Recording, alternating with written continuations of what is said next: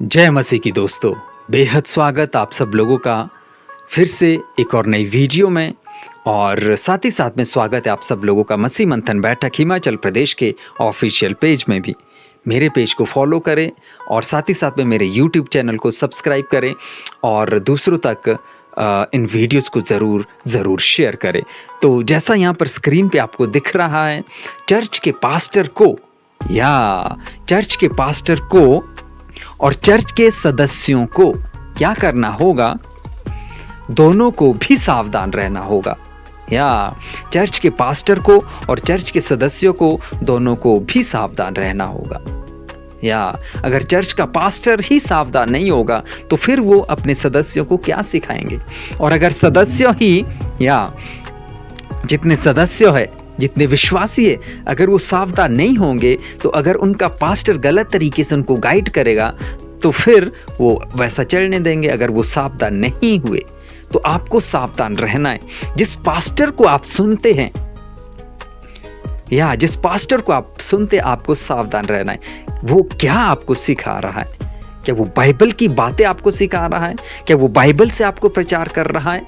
आपको बहुत ज्यादा सावधान रहना होगा, पास्टर को भी और सदस्यों को भी। आइए कुछ वचन को पढ़ते हैं। जैसे यहाँ पर लिखा है यिर्मयाह उसका 14 अध्याय वचन 15 और 16। यहाँ पर क्या लिखा है? इस प्रकार जो भविष्यद्वक्ता मेरे बिना भेजे मेरा नाम लेकर भविष्यवाणी करते हैं कि इस देश में ना तो तलवार चलेगी और ना महंगी चलेगी, उनके विषय यहोवा यूं कहता है, वे भविष्यद्वक्ता आप तलवार और महंगी के द्वारा नष्ट हो जाएंगे। वो क्या हो जाएंगे?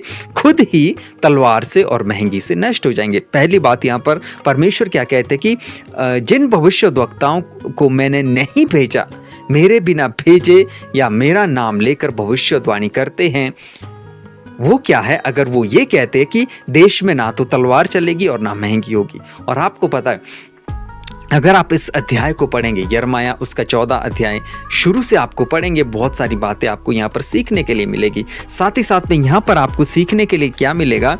परमेश्वर कहता है, आई थिंक 14 का 11 में वो लिखा है, परमेश्वर कहता है कि इनके लिए प्रार्थना तक मत कर। किनके लिए? खासकर इजराइलियों के लिए। इजराइलियों की वहां पर बात हो रही है। इस प्रजा के लिए प्रार्थना मत कर, विलाप मत कर। और आपको पता उन दिनों में एक भयानक अकाल भी पड़ा था, वहाँ पर सूखा पड़ा था, तो वहाँ पर बहुत ही नाजुक स्थिति बनी हुई थी। तो उसके बाद क्या होता है? और खासकर अगर इन भविष्यद्वक्ताओं की बात करें तो ये लोग क्या करते थे? ये लोग जो है कहीं ना कहीं पैसों के लिए प्रचार करते थे, या अपने एक तरह का वो बिजनेस करते थे। मेरी बाइबल है यहाँ पर, देना जरा, वहीं से देना। ओके, एक वचन मैं आपके बीच में रखना चाहूंगा। एक वचन आपके बीच में पढ़ना चाहूंगा मैं। यिर्मयाह उसका 14 अध्याय कहाँ गया? 14 का 18 में क्या लिखा है? यदि मैं मैदान में जाऊं तो देखो तलवार के मारे हुए पड़े हैं, यदि मैं नगर के भीतर जाऊं तो देखो भूख से अधमरे हैं, क्योंकि भविष्यद्वक्ता और याजक देश में कमाई करते फिरते और समझ नहीं रखते। तो वो लोग क्या है? समझ नहीं रखते। वो क्या कर रहे हैं? कमाई के चक्कर में इधर उधर घूम रहे हैं, कमाई के चक्कर में इधर उधर फिर रहे हैं। परमेश्वर कहता कि ऐसा व्यक्ति मेरे नाम से भविष्यवाणी करेगा तो फिर क्या होगा? 16 वचन में क्या लिखा है? और जिन लोगों से वे भविष्यवाणी कहते हैं वे महंगी और तलवार के द्वारा मर जाने पर इस प्रकार यरूशलेम की सड़कों में फेंक दिए जाएंगे कि ना तो उनका और ना उनकी स्त्रियों का और ना उनके बेटे बेटियों का कोई मिट्टी देने वाला रहेगा, क्योंकि मैं उनकी बुराई उन्हीं के ऊपर डालूंगा। उन्हीं की बुराई उन्हीं के ऊपर डालूंगा। तब मैंने कहा था, यहाँ पर देख लीजिए कि चर्च के पास्टर को और चर्च के सदस्यों को दोनों को सावधान रहना होगा। आज बड़ी बड़ी भविष्यवाणियां होती है यीशु मसीह के नाम से, जो कि परमेश्वर की ओर से नहीं है। बड़ी बड़ी भविष्यवाणियां आपको पता है कैसी कैसी भविष्यवाणियां होती हैं कि अगला प्रधानमंत्री कौन होगा? क्या ये बाइबल में है?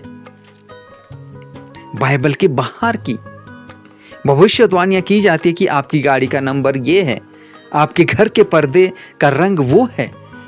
तो इसका भविष्यवाणियों से क्या लेना देना?